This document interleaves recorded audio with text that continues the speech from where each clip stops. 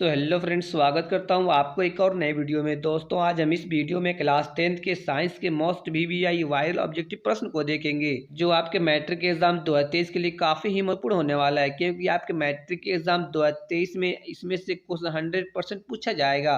तो आप लोग इस वीडियो को एंड तक जरूर देखिएगा।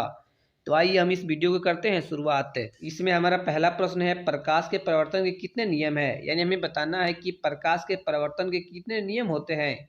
तो इसका करेक्ट ऑप्शन हो जाएगा ऑप्शन बी, दो। इसका करेक्ट ऑप्शन ऑप्शन बी हो जाएगा, प्रकाश के परिवर्तन के दो नियम होते हैं। तो इसी के साथ हम अपने अगले क्वेश्चन पर बढ़ते हैं।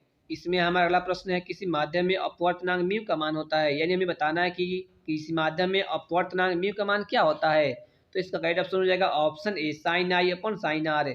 इसका करेक्ट ऑप्शन ऑप्शन ए हो जाएगा, sine I upon sine R. कई बार आपके प्रश्न में पूछ लिया जाता है कि निम्न में से कौन है जो एसनेल के नियम को प्रदर्शित करता है। तो उसका करेक्ट ऑप्शन क्या हो जाता है, sine I upon sine R. उसका भी करेक्ट ऑप्शन यही हो जाता।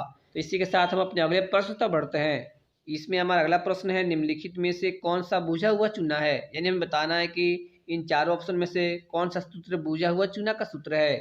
तो इसका करेक्ट ऑप्शन हो जाएगा option B, CaOH2, calcium hydroxide. इसका करेक्ट ऑप्शन ऑप्शन बी हो जाएगा, CaOH2। आप लोग कमेंट बॉक्स में जरूर बताइएगा कि बिना भुजा हुआ चूना का सूत्र क्या होता है।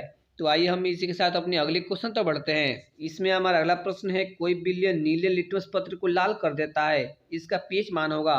ये हमें बताना है कि कोई बिलियन दिया हुआ है, वह नीले लिटमस पत्र को लाल कर देता है, तो उसका पीएच मान क्या होगा। तो नीले लिटमस पत्र को लाल कर देता है, वह अम्ल करता है या भस्म करता है। वह करता है अम्ल। यानी अम्ल का पीएच मान कितना होता है, अम्ल का पीएच मान होता है 7 से कम। तो इसका करेक्ट ऑप्शन क्या हो जाएगा, करेक्ट ऑप्शन हो जाएगा ऑप्शन ए, 5। इसका करेक्ट ऑप्शन ऑप्शन ए हो जाएगा।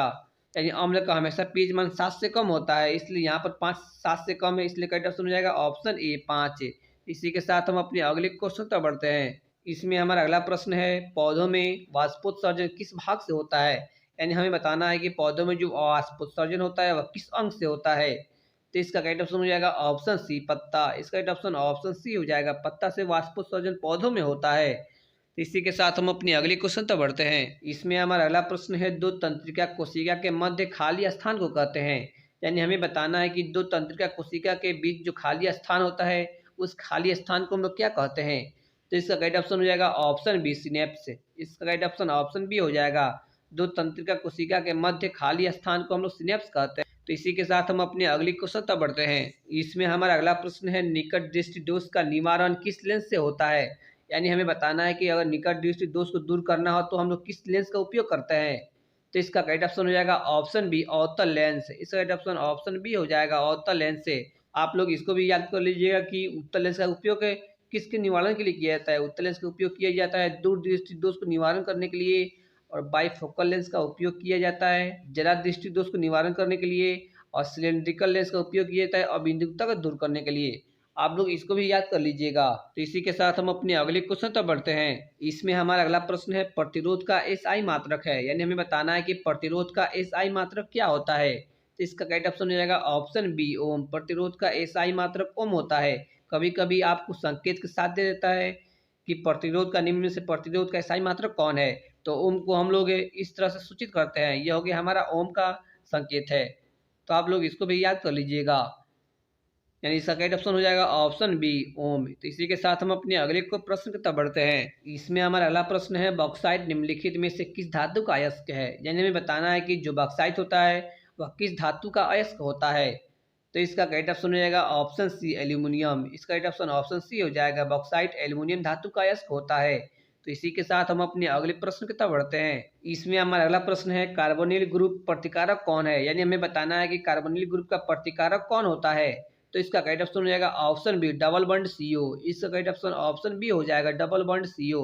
आप लोग इसको भी याद कर लीजिएगा कि यह किस प्रतिकारक ग्रुप का समूह है। जो CHO होता है वह होता है एल्डिहाइड रूप प्रतिकारक है, और COOH होता है वह कार्बोक्सिलिक के होता है, और O होता है जो ईथर होता है। तो आप लोग इन तीनों को भी याद कर लीजिएगा। इसी के साथ हम अपने अगले क्वेश्चन तक बढ़ते हैं। इसमें हमारा अगला प्रश्न है, शुक्राणु का निर्माण होता है। यानी हमें बताना है कि शुक्राणु का निर्माण कहाँ पे होता है। तो इसका करेक्ट ऑप्शन हो जाएगा ऑप्शन ए, वृषण में। इसका करेक्ट ऑप्शन ऑप्शन ए हो जाएगा, वृषण में शुक्राणु का निर्माण होता है। इसी के साथ हम अपने अगले प्रश्न तक बढ़ते हैं। इसमें हमारा अगला प्रश्न है, द ओरिजिन ऑफ स्पेसीज नामक पुस्तक किसने लिखी। यानी हमें बताना है कि द ओरिजिन ऑफ स्पेसीज नामक पुस्तक किसके द्वारा लिखा गया है। तो इसका करेक्ट ऑप्शन हो जाएगा ऑप्शन ए, डार्विन के द्वारा लिखा गया है द ओरिजिन ऑफ स्पेसीज नामक पुस्तक है। इसका करेक्ट ऑप्शन ऑप्शन ए हो जाएगा डार्विन। डार्विन का आप लोग पूरा नाम भी याद कर लीजिएगा। डार्विन का पूरा नाम होता है चार्ल्स डार्विन। इसी के साथ हम अपने अगले प्रश्न तक बढ़ते हैं। इसमें हमारा अगला प्रश्न है, घरेलू विद्युत परिपथ में उदासीन तार का रंग होता है। यानी हमें बताना है कि हम लोग जो घरों में तारों का उपयोग करते हैं उसमें न्यूट्रल तार का रंग कैसा होता है। तो इसका करेक्ट ऑप्शन हो जाएगा ऑप्शन बी, काला। इसका करेक्ट ऑप्शन ऑप्शन बी हो जाएगा, काला रंग का होता है न्यूट्रल तार।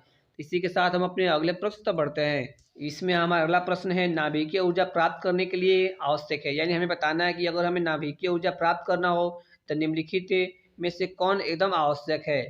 तो इसका करेक्ट ऑप्शन हो जाएगा ऑप्शन सी, यूरेनियम आवश्यक है। इसका करेक्ट ऑप्शन ऑप्शन सी हो जाएगा, यूरेनियम में।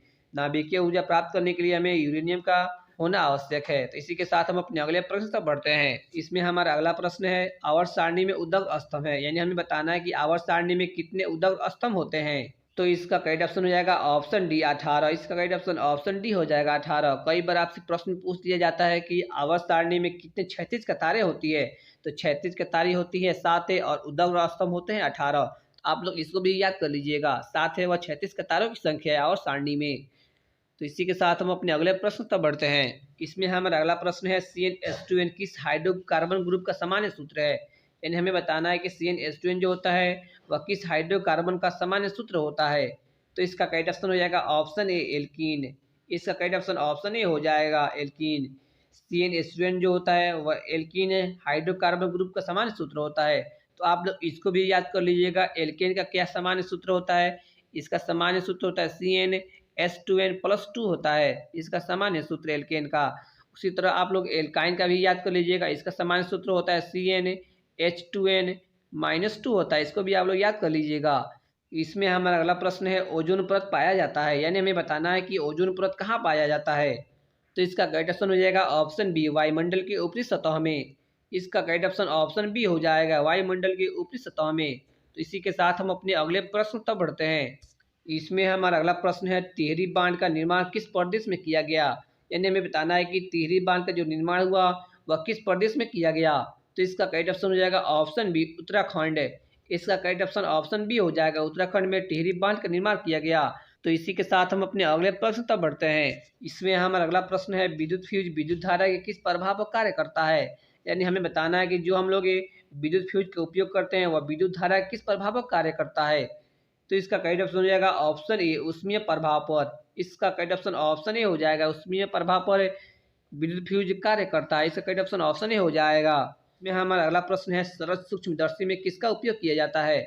यानी हमें बताना है कि सरल सूक्ष्मदर्शी में हम लोग किसका उपयोग करते हैं। तो हम लोग जानते हैं कि जो सूक्ष्मदर्शी होता है उसका उपयोग किया जाता है एकदम छोटे छोटे चीज़ों को देखने के लिए। यानी हम लोग छोटे चीज़ों को क्या करते हैं, बड़ा प्रतिबिंब बनाकर सूक्ष्मदर्शी द्वारा देखते हैं। तो बड़ा प्रतिबिंब कौन सा बनाता है। तो इसका करेक्ट ऑप्शन हो जाएगा ऑप्शन ए, उत्तल लेंस बनाता है बड़ा प्रतिबिंब। तो इसका करेक्ट ऑप्शन ऑप्शन ए हो जाएगा, उत्तल लेंस। तो यह हमारा लास्ट प्रश्न था। तो अगर आपको यह वीडियो पसंद आया होगा तो वीडियो को लाइक करें और चैनल पर नए हो तो चैनल को सब्सक्राइब करें और साथ ही बेल आइकन को भी प्रेस करें, जिससे कि इस प्रकार के जब मैं कोई वीडियो अपलोड करूं तो उसका नोटिफिकेशन आपको समय समय पर मिलता रहे। और साथ ही इसमें से जो भी प्रश्न आपको याद ना हो उसको आप लोग याद कर लीजिएगा। तो thanks for watching this video.